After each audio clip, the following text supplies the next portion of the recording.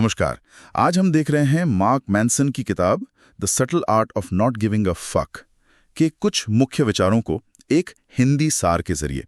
तो इसका जो मेन आइडिया है वो थोड़ा सुनने में अजीब लगता है कि हर चीज की परवाह करना छोड़ो। हाँ। सार कहता है कि भाई हमारे पास परवाह करने की या फक देने की एक लिमिटेड क्षमता है, तो हर चीज पर क्यों इसे वेस्ट करें। बिल्कुल। और ये सिर्फ मतलब अपनी एनर्जी बचाने की बात नहीं है, ये असल में उन चीजों को पहचानने की कोशिश है जो सच में हमारे लिए जरूरी है, हमारी वैल्यूज के हिसाब से। अच्छा। अगर हर चीज, हर छोटी बात जरूरी लगेगी तो फिर तो कुछ भी जरूरी नहीं रह जाएगा, फोकस करना मुश्किल हो जाएगा। सही बात है। अच्छा, और अगला आइडिया है कि समस्याएं तो जिंदगी का हिस्सा है। मतलब खुश रहने का मतलब ये नहीं कि कोई समस्या ही ना हो, हाँ, बल्कि अच्छी समस्याएं चुनना है। जैसे सार में वो जिम वाला उदाहरण है। जिम जाना भी एक तरह की समस्या है, मेहनत है, पर शायद ये मोटापे या बीमारी से बेहतर समस्या है। बिल्कुल। देखिए, जीवन में संघर्ष तो रहेगा ही, ये तो तय है। सवाल ये नहीं कि संघर्ष खत्म कैसे हो, सवाल ये है कि हम कौन सा संघर्ष चुनते हैं, किस चीज के लिए जूझना चाहते हैं। सार्थक संघर्ष मतलब ऐसी प्रॉब्लम्स जो हमें कुछ मीनिंग दें, वो ज्यादा बेहतर है बजाय छोटी मोटी बेकार की चिंताओं में उलझे रहने के। फिर एक और पॉइंट है जिम्मेदारी का। सार कहता है हालात की जिम्मेदारी लो, भले ही गलती तुम्हारी ना हो। ये थोड़ा मतलब सुनने में अजीब है ना, कोई और गलत करे और जिम्मेदारी हम ले। हाँ, ये थोड़ा कंफ्यूजिंग लग सकता है, पर यहाँ जिम्मेदारी लेने का मतलब ये नहीं है कि आप कहें हाँ मेरी गलती थी। इसका मतलब है अपनी प्रतिक्रिया का कंट्रोल अपने हाथ में लेना। जो हुआ वो शायद आपके कंट्रोल में नहीं था, लेकिन अब आप उस पर रिएक्ट कैसे करते हैं वो पूरी तरह आपके हाथ में है। यहीं से ताकत मिलती है।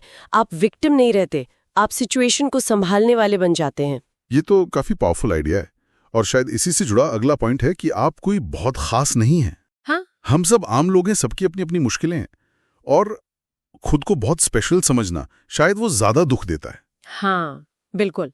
क्योंकि जब हम सोचते हैं कि हम बहुत खास हैं तो हमारी उम्मीदें बहुत बढ़ जाती हैं, और जब वो पूरी नहीं होती तो निराशा होती है। लेकिन जब हम ये मान लेते हैं कि हाँ हम साधारण हैं, हमारी भी सीमाएं हैं, मुश्किलें हैं, तो एक तरह की आजादी मिलती है।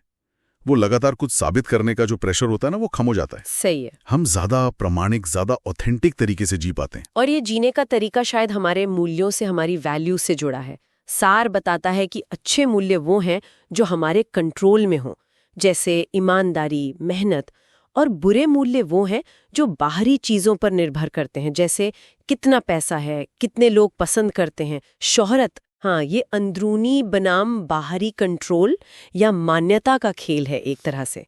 जब हमारे मूल्य अंदरूनी होते हैं, जैसे कि मैं कितनी कोशिश कर रही हूँ, कितनी ईमानदार हूँ, तो हमारी खुशी बाहरी दुनिया के उतार चढ़ाव पर कम निर्भर करती है। ये ज्यादा स्टेबल रास्ता है। बाहरी चीजों पर टिके मूल्य तो हवा के रुख के साथ बदलते रहते हैं। आज पैसा है, कल नहीं। आज लोग पसंद कर रहे हैं, कल नहीं। और इस सफर में जाहिर है असफलता भी आएगी। सार कहता है कि सफलता अक्सर असफलता से ही निकलती है। बिल्कुल। गिरने का डर हमें आगे बढ़ने से रोकता है। देखिए, असफलता को फेलियर की तरह, मतलब एक अंत की तरह नहीं देखना चाहिए। उसे सीखने का एक मौका, एक स्टेपिंग स्टोन समझना जरूरी है। हर ठोकर कुछ सिखाती है, हमें ज्यादा मजबूत बनाती है। सही बात है। ये तो ग्रोथ का हिस्सा है, इसमें कोई शर्मिंदगी वाली बात नहीं। और इसी तरह सीमाएं बनाना, मतलब ना कहना सीखना, ये भी जरूरी बताया गया है। हाँ, हर चीज को हाँ कहने से हम थक जाते हैं और हमारी अपनी प्राथमिकताएं कहीं खो जाती हैं। बिल्कुल।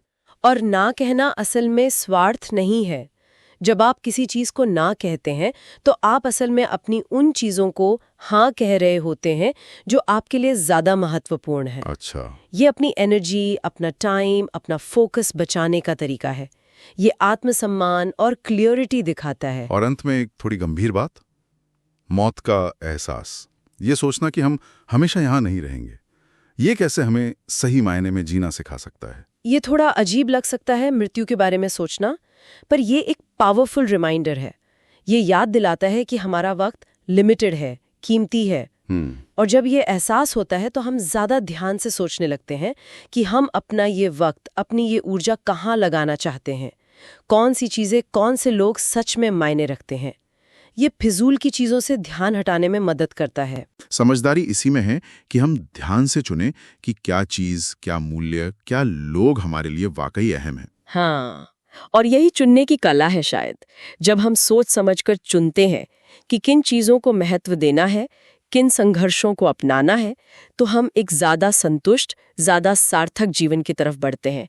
मानसिक शांति भी शायद इसी से आती है। बिल्कुल। तो चलिए इसी सोच के साथ आज की बात खत्म करते हैं।